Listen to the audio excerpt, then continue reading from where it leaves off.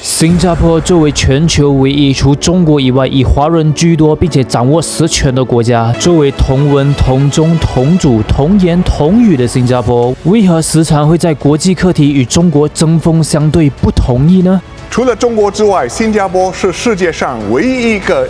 以华人占多数的国家。既然同文同宗同祖同言同语，那么你们为什么不同意？新加坡是一个华人人口占到了76% 的国家，但这个国家在过去相当长的时间里一直贯彻拉美制华的战略。新加坡在过去的几十年里一直与美国保持着非常紧密、超出其他东盟成员国与美国的关系，并积极配合美国遏制中国的崛起，可以被视为美国在东盟的代理人。李光耀曾说，只有美国的第7舰队驻留在东南亚，新加坡与苏联和中国的交往才能自在得多啊。2016年4月，李显龙也曾表示，在美中争当亚洲霸主的明争暗斗中，亚洲国家其实心里更倾向于美国。如果进行秘密投票的话，每个国家都会赞成美国应该在本区域有更广泛的介入，不管他们在公开场合如何表态。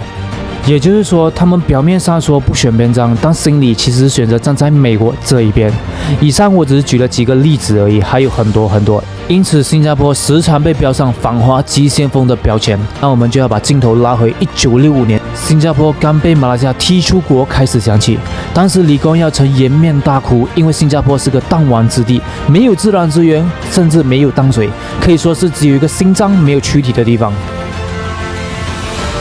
而纵观当时的国际局势，资本主义和共产主义两个阵营在世界范围内抢夺地盘，而新加坡周围的邻居普遍是资本主义，而他们也担心中国的红色势力渗透，再加上西方的舆论宣传，所以他们都很排斥，也因此出现了不少的排华事件。而那时候的中国对比西方是相对弱小和穷的，所以在那个时代，如果新加坡选择站对中国这边，显然得不到什么好处，也没有多少投资，相反还会挑起区域的紧张局势。而且新加坡才刚建国，隔壁的印尼、马来西亚就犹如庞然大物，而他们之间已经有宗教上的意识形态不同了。如果新加坡再被标签为红色的话，恐怕很危险啊。所以新加坡那时如果要自保、要发展，也只能投靠西方。新加坡虽然当时被马来西亚踢出去了，但作为曾经独立的海峡殖民地，新加坡依然和西方有着千丝万缕的关系，也有管道与他们打交道。新加坡今天的成功其实和它是不是华人国家其实没有太大关系，主要是因为它当时选择站对西方那边，在西方的大力帮助和投资下，才有今天的繁荣。再来，新加坡主要是做转口贸易的，因为其地理位置优越，所以如果新加坡想做这盘生意的话，在那个时代，它应该向谁示好才对自己最有利呢？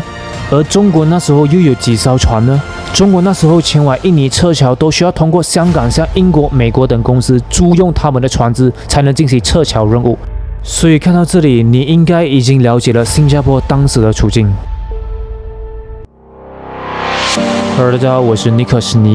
一个专注于提供国际知识的频道。如果你还没有订阅的话，现在是时候订阅了，我会每周更新哦。上一期我们就谈到了新加坡的国防战略，为何新加坡会把大部分的军队都部署到海外，而不留在国内进行防卫呢？如果你还没看的话，请按上面的链接去看呗，或等下来到频道找也行。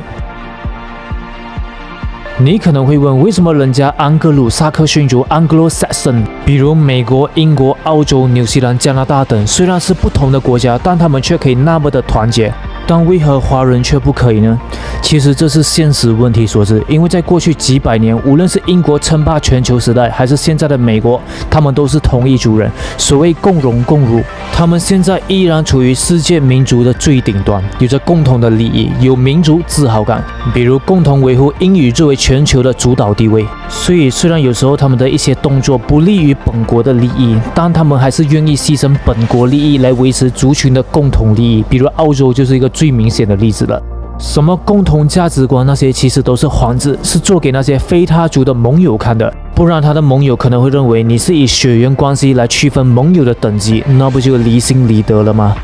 但在美国的心里，最核心的盟友还是他自己的族人，所以他成立了五眼联盟和 AUKUS 组织。只有安格鲁萨克逊族的国家才可以加入，而排除日本、德国、法国。最核心的情报也只会向 AUKUS 和五眼联盟的成员提供而已。而你反观过去几百年中华民族的命运，你就不能怪为什么新加坡不和你站在一起了。虽然它是以华人为主的国家，但当没有所谓民族荣光时，他们就会更倾向把自己的国家利益放在首位。所以新加坡选择全面西化、讲英语、关闭南洋大学等，这算是给西方的一个投名状吧。就是因为它是华人为主，所以为了取信于西方，他必须花费比非华人更多的功夫，才能让西方相信他是坚定站在西方那边，与华人的祖籍国完全切割，这样才能融入西方社会和得到他们的投资和帮助，把新加坡打造成现在你所看到的那么发达和繁荣。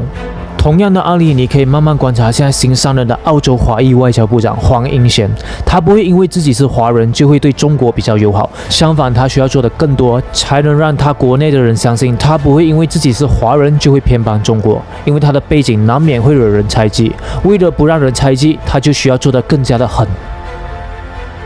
在外交问题上，作为一个华人居多的国家，有时候会使到我们的处境格外困难，因为其他国家很容易误解新加坡的立场，尤其是当中美之间产生矛盾的时候。如果我们支持中国，美国和其他国家可能会认为我们这么做是因为在新加坡华人占多数，所以我们对中国有求必应。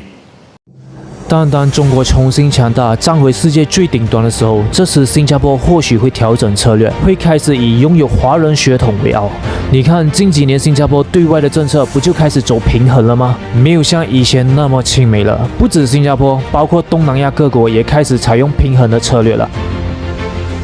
这在过去几十年不选边站是不可能出现的，多数的小国的政府都会以成功反美为傲，世界大哥邀请我啊，看得上我啊。但现在有很多西方的机构甚至政要都预测，以中国现在的发展速度，中国将在未来20-30年内取代美国，重新回到历史的高点。英国的智库经济和商业研究中心在2020年12月就发布了年度报告，称中国将在2028年超越美国，成为世界上最大的经济体。那这是英国西方机构自己说的哈，不是我。所以这些国家不得不调整之前敌视或藐视中国的态度，也避免选边站。因为现在美国依然是全球最强的，但也不能忽视中国的潜力，所以只好两边都不得罪。也就是说，当其中一方的势力能够轻易碾压对方的时候，